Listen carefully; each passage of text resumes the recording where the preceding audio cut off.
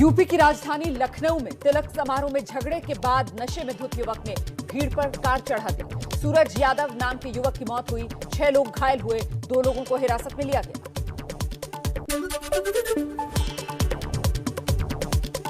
24 अप्रैल को प्रधानमंत्री मोदी के कश्मीर दौरे से पहले आतंक पर करारा प्रहार। शोपियां में सुरक्षा बलों को बड़ी कामयाबी, मुठभेड़ में अब तक 4 आतंकवादी ढेर।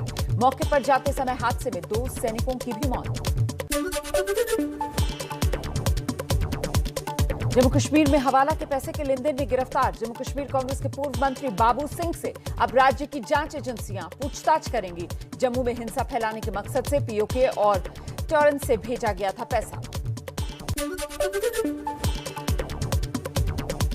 कश्मीरी पंडितों को मिली धमकी के खिलाफ आज जम्मू में शिवसेना और डोगरा फ्रंट के कार्यकर्ता विरोध प्रदर्शन करेंगे। आतंकी संगठन लश्कर ए कश्मीर ने भेजी थी धमकी भरी चिट्ठी।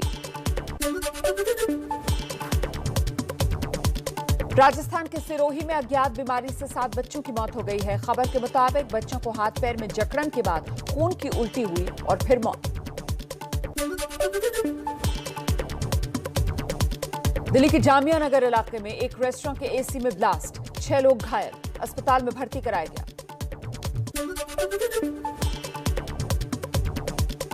बिहार के गोपालगंज में शराब तस्करी को रोकने की सारी कोशिशें नाकाम। बलथरी चेकपोस्ट के पास लग्जरी कार से 570 बोतलें अंग्रेजी शराब बरामद। कार की छत में बॉक्स बनाकर शराब रखी गई थी।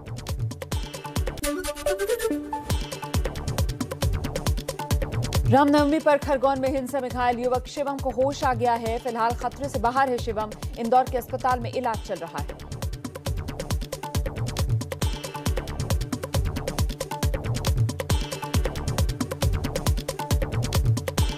ये सारी अफवाहें हैं।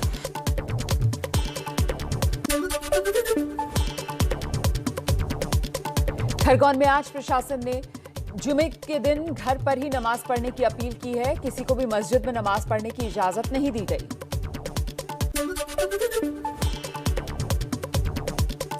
खरगोन में कर्फ्यू में थोड़ी ढील दी गई है। खरगोन में आज सुबह 10 से दोपहर 12 बजे तक कर्फ्यू में छूट। ये छूट महिला और पुरुष दोनों के लिए।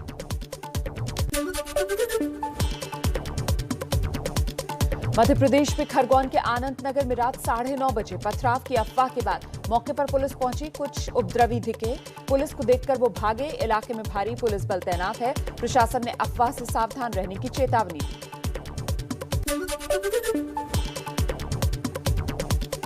खरगोन में रामनवमी जुलूस हिंसा मामले में 34 एफआईआर दर्ज। अब तक 121 आरोपी जेल भेजे गए। करीब 20 लोग पुलिस हिरासत में।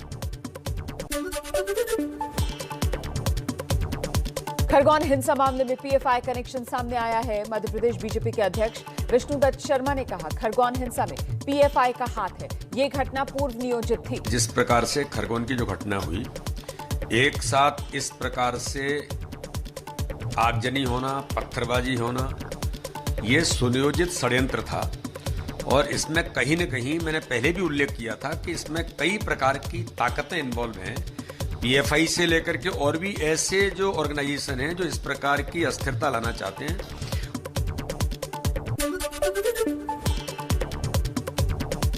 सीसीटीवी में तलवार लहराते और पथराव करते दिखे दंगाई। मध्य प्रदेश के गृह मंत्री नरोत्तम मिश्रा ने कहा, खरगोन में स्थिति अभी नियंत्रण में है। खरगोन हिंसा पर केंद्रीय मंत्री गिरिराज सिंह का बड़ा बयान। कहा, हिंदुस्तान को गली मोहल्ले में बंटने नहीं देंगे। कुछ लोग जिन्ना के रास्ते पर चल रहे हैं, आप गली को बांट रहे हैं। क्या भारत में कोई बंटवारा हो गया?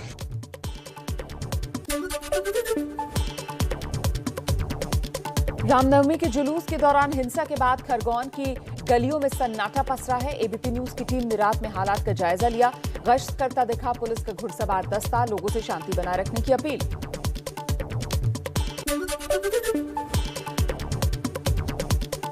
खरगोन में हुई हिंसा के बाद कई इलाकों में वीरानी छाई है। लोग अपना घर-बार सब छोड़कर जा चुके हैं। हिंसा में खरगोन का भावसर सबसे ज्यादा प्रभावित हुआ। मकान और दुकानें जली हुई हैं। मोहल्ले की महिलाओं ने सुनाई उस रात के आतंक की दास्तान। दुकान में आग लगाई उन्होंने आग लगा के और अंदर घुस आए। और हमारे दो बच्चे, ससुर जी बूढ़े, उन्होंने ऐसे ऐसे दरवाजा पकड़ा तो भी वो अल्लाह अकबर और ऐसे नारे लगा रहे और बच्चे डर गए हमारे।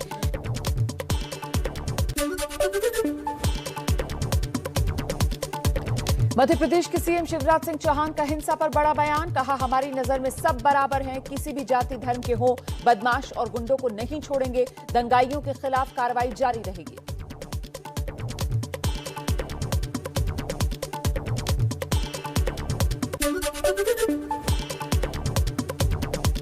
राजस्थान के मुख्यमंत्री अशोक गहलोत शिवराज सिंह चौहान पर साधा निशाना। कहा, अगर राज करने वाले बुलडोजर चला देंगे तो देश में संविधान का राज कहां रहेगा।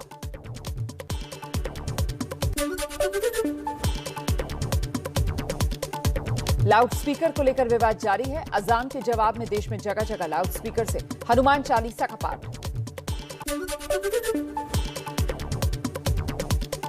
कल हनुमान जयंती के मौके पर एमएनएस प्रमुख राज ठाकरे करेंगे महाआरती का आयोजन। हनुमान चालीसा का पाठ करेंगे। राज ठाकरे ने जारी किया पोस्टर।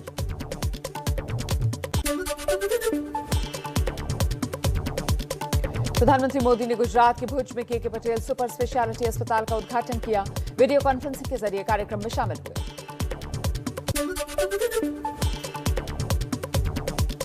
गुजरात विधानसभा चुनाव से पहले प्रधानमंत्री मोदी का दूसरा गुजरात दौरा। 18 अप्रैल से 3 दिन की यात्रा पर जाएंगे पीएम। बनासकांठा में 3 लाख महिलाओं को संबोधित करेंगे।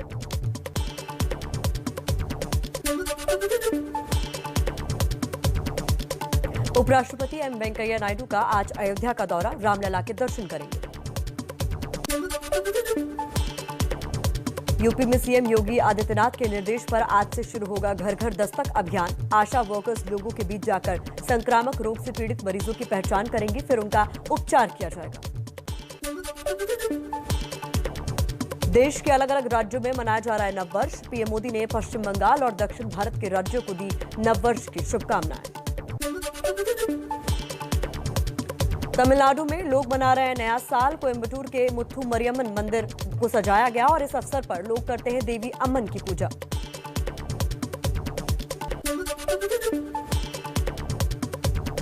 देश में फिर से बढ़ने लगे हैं कोरोना के केस। एक्टिव केस 11,000 के पार। 24 घंटे में 949 नए संक्रमित मिले। 6 लोगों की मौत। दिल्ली में फिर से बढ़ने लगे हैं कोरोना के मामले। पिछले 24 घंटे में 325 संक्रमितों की पुष्टि हुई है। 20 अप्रैल को डीडीएमए की बैठक बुलाई गई। नोएडा और गाजियाबाद के बाद दिल्ली के स्कूल में भी मिले कोरोना संक्रमित। दिल्ली सरकार ने जारी की एडवाइजरी। कोरोना केस मिलने पर बंद होगा पूरा स्कूल या पूरी विंग। दिल्ली से सटे नोएडा में भी बढ़ रहे हैं कोरोना के मामले। ज्यादातर बच्चे हो रहे हैं संक्रमित। 24 घंटे में 44 लोग पॉजिटिव पाए गए। संक्रमित मरीजों का आंकड़ा 121 पर पहुंचा। चीन में लगातार बढ़ रहे हैं कोरोना के मामले। पिछले 24 घंटे में चीन में 24,000 से ज्यादा संक्रमित मिले। करोड़ों लोग अपने घरों में कैद हैं। बिहार के सीतामढ़ी में केंद्रीय ऊर्जा मंत्री आर.के. सिंह का बड़ा बयान। कहा, कोयला की कीमत में बढ़ोतरी के चलते आंध्र प्रदेश, तमिलनाडु और राजस्थान में हो सकता है बिजली का संकट। संकट से निपटने के लिए बैठक। गर्मी शुरू होते ही दिल्ली में पीने के पानी की किल्लत शुरू हुई। द्वारका में करोड़ों के फ्लैट में रहने वाले लोग पानी के लिए तरस रहे हैं। एक RWA के मुताबिक 1400 से ज्यादा फ्लैटों को हर दिन 700 लीटर के हिसाब से 10 लाख लीटर पानी की जरूरत। एमपी के राजगढ़ में भारी जल संकट। पानी की एक एक बूंद को तरस रहे हैं लोग। सूख चुके हैं कुएं और हैंडपंप। बैलगाड़ी पर वाटर टैंक में पानी लाने को मजबूर हुए हैं लोग। एमपी के कटनी में पानी की समस्या से परेशान हैं लोग। शिवराज सरकार की अमृत जल योजना अब तक नहीं मिल रही है इसके जरिए पानी, लेकिन लोगों को पानी का बिल जरूर मिल रहा है। दिल्ली एनसीआर में बदला मौसम। तेज हवा के साथ हल्की बारिश से लोगों को गर्मी से राहत मिली। दिल्ली में जल्द गर्मी बढ़ने का अनुमान है। मौसम विभाग के मुताबिक 17 से 19 अप्रैल दिल्ली एनसीआर में लोगों को लू के थपेड़ों का सामना करना पड़ सकता है। मैदानी राज्यों में गर्मी से पहाड़ों पर बढ़ी रौनक। भारी तादाद में पर्यटकों ने पहाड़ों का रुख किया। कालका शिमला हेरिटेज टॉय ट्रेन में लंबी वेटिंग। मॉनसून पर मौसम विभाग ने बड़ी खुशखबरी दी है। इस साल सामान्य रहेगा मॉनसून। जून से सितंबर तक औसत 868 मिलीमीटर बारिश होने का अनुमान है। खेती में मिलेगी मदद।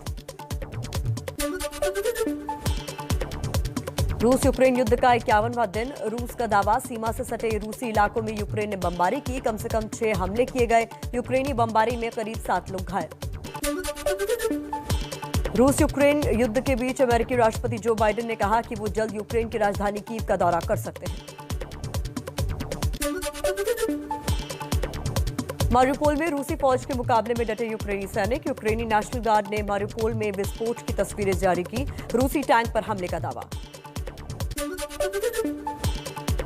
यूक्रेन का दावा, काला सागर में तैनात रूस का एक युद्धपोत मिसाइल से हमले में डूब गया है। पेंटागन ने यूक्रेन के दावों की पुष्टि की, लेकिन रूस इससे इनकार कर रहा है। कहा, आग लगने से डूबा ये युद्धपोत, मौजूद लोगों को सुरक्षित बचाया गया।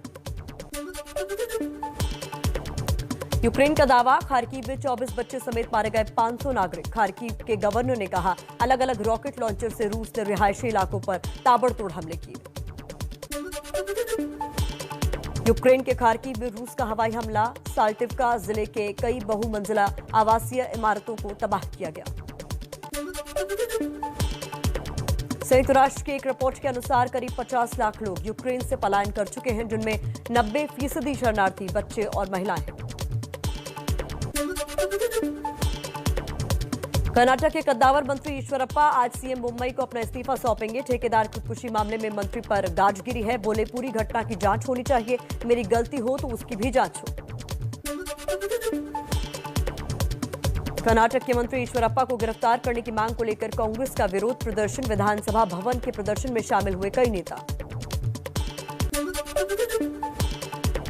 मनी लॉन्ड्रिंग केस में पंजाब के पूर्व सीएम चरणजीत सिंह चन्नी से ईडी ने करीब 6 घंटे तक पूछताछ की। चन्नी बोले, मुझसे जो पूछा वो बता दिया। ਤੇ ਜੋ ਮੈਨੂੰ ਪੁੱਛਿਆ ਗਿਆ ਮੈਂ ਉਹ ਦੱਸ ਦਿੱਤਾ। ਮੈਟਰ ਸਬ ਜੁਡੀਸ਼ੀਅਸ ਹੈ।